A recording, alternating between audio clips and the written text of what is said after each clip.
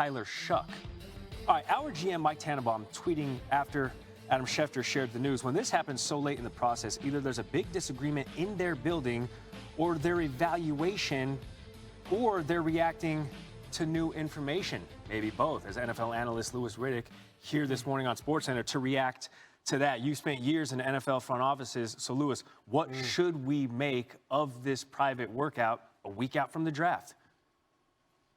Yeah, I think Mike T hit it on the head, Gary. I think, look, they're trying to build consensus in their building about, what exactly do they feel, represents fair value for Shedeur Sanders and Jalen Milroe and Tyler Shuck, for that matter, this late in the process when you're going and having private workouts with them inside of a week of the NFL draft. And look, it's not unprecedented that teams kind of take this thing up to the 11th hour, because the goal is to get it right. The goal is not to appease us in the media or anyone else as far as how quickly they arrived at their evaluations and their evaluating of these prospects, meaning what price do they want to put on them in terms of draft picks.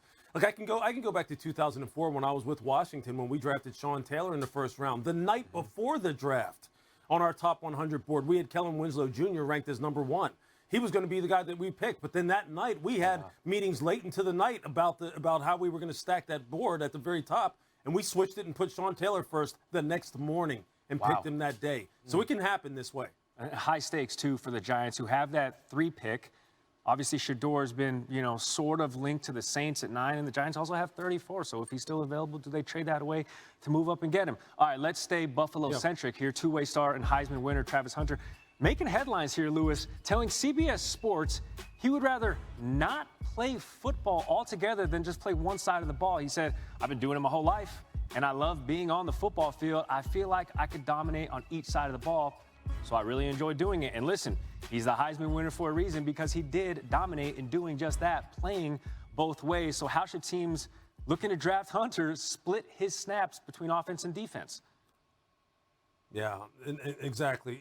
I think, look, for me originally, Gary, I thought that he should start off on the defensive side because I thought, look, this is a guy who's going to be a Pro Bowler, maybe even an All-Pro early on in his career, if not in his rookie season. Then I talked to Dion out at the Colorado Showcase, and we had some really good conversations about where he thought that Travis should start off. And he said, look, first, when you break away from that first team meeting that he reports to, he should go with the offense. He should then, and really focus on trying to learn the nuance of the offense, the timing of the offense, get into a nice rhythm with the quarterback of whichever team that drafts him, and really get that down. And look, he believes that this guy could step onto the field and immediately, feel comfortable playing all the different disciplines that you need to play at the NFL level at cornerback, and play to the point where he'll be an all rookie team member. He'll be possibly a Pro Bowler in his rookie season. He doesn't need that many reps to get up to speed on the defensive side. So I think starting off offensively is probably where he should focus, and where if I'm a team, look, and I'm really saying, hey, look, we're going to allow you to have your wish and play on both sides of the ball because we think, look, you have been doing it your whole life. You have done it at a high level. Let's put you in this offensive meeting room first. We know what you can do at corner. And there's plenty of tape on Hunter that indicates he can do both. He played 1,481 snaps this past season. That's over 300 more than the next most. Louis Riddick joining us this morning on SportsCenter, a week out from the NFL draft. Movement, teams jostling up and getting in position. Remember a couple of years back, the San Francisco 49ers moved heaven and earth to get up to the number 3 overall pick because they wanted to take a quarterback, and people didn't know whether it was Mac Jones or it's Trey Lance. Ended up being Trey Lance, but we saw that movement. Remember the New York Jets in the 2018 draft? They traded 3 second-round picks to swap with the Indianapolis Colts to get to the 3rd overall pick to take Sam Darnold. So there's always those situations where teams are trying to move up in the days and weeks ahead of the draft, and we just haven't seen that so far.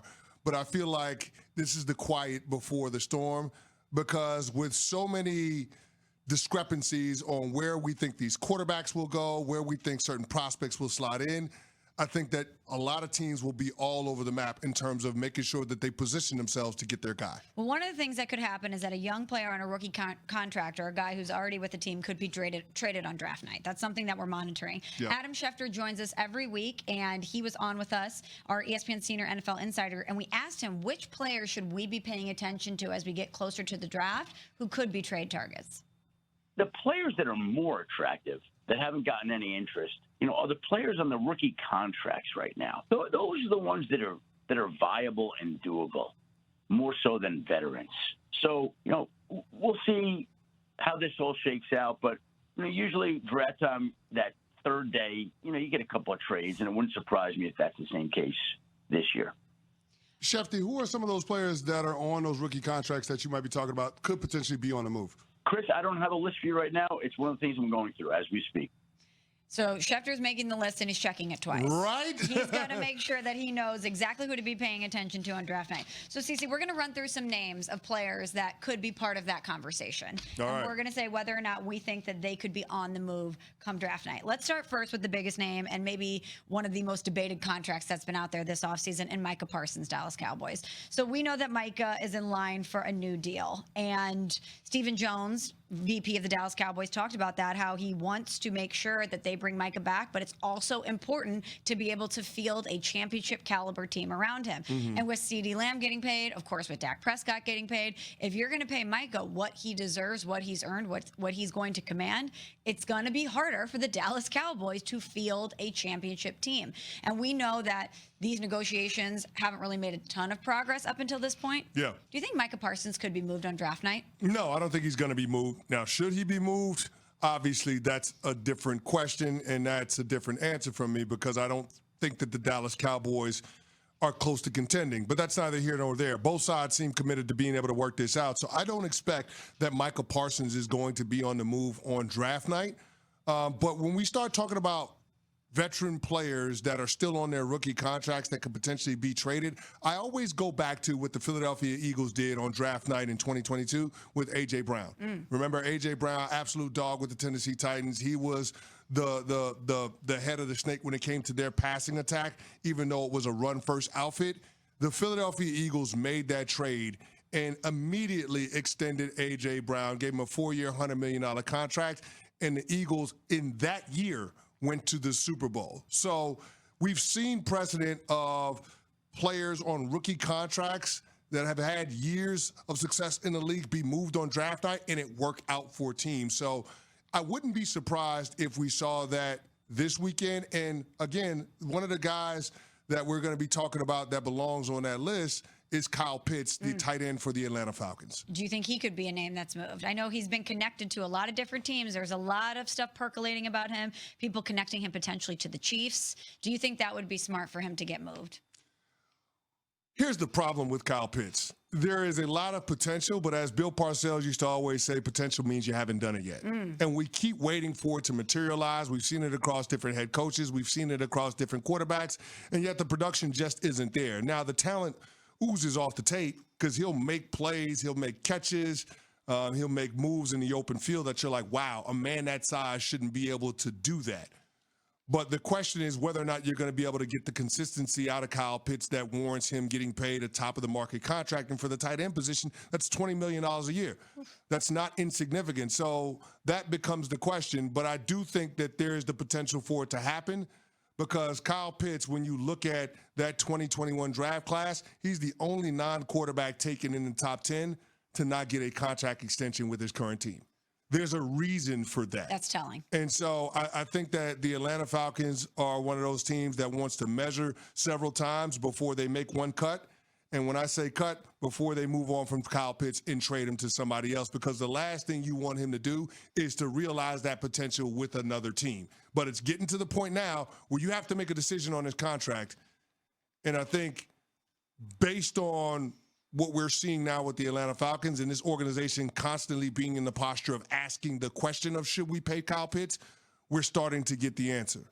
And so I do expect that there will be calls on a player like Kyle Pitts from the Atlanta Falcons on draft night. Okay, another guy that you actually brought up yesterday, much to the dismay of our resident Lions fan, Javonte Lawrence, who's back in Vegas East, is Jameson Williams. The Detroit Lions hosted Matthew Golden, which got a lot of people talking. They were wondering if maybe they would be taking a wide receiver in the draft and they could move on from Jameson Williams. Would that be smart for the Lions?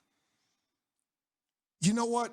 I think it would be for the Lions. Really? As much as I love Jameson Williams, as great of a talent that he is, I know Javonte, I hate to say this, but I actually think it would be smart for the Detroit Lions because I don't think they're going to pay Jameson Williams. I don't think it fits into what they have to do. Remember, this is a Lions team that already has Amon-Ra St. Brown. This is a Lions team that already has Sam Laporta. So at best, Jameson Williams is your third option in your passing attack.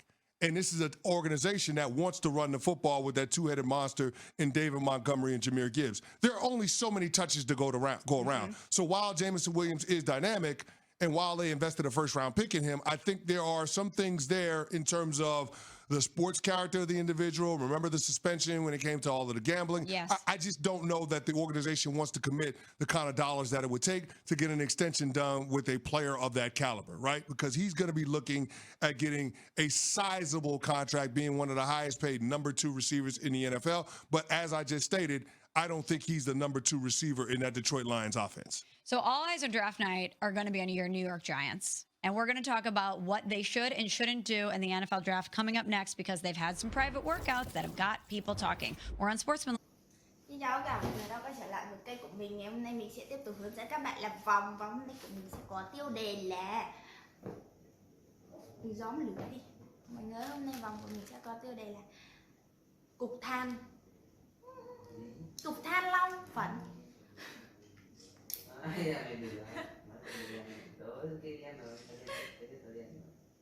Ta cũng đèn rồi, ta suốt ngày bị chơi đèn. Ta bảo chị ta mua không im.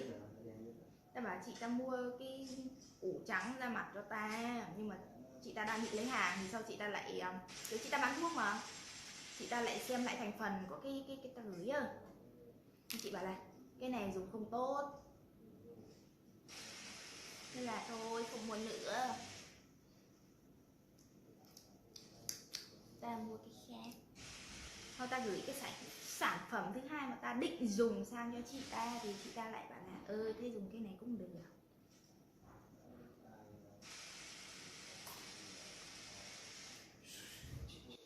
Lần này mà ta dùng cái đấy mà ta thấy nó đỡ mụn là ta sẽ đổi sản phẩm khác.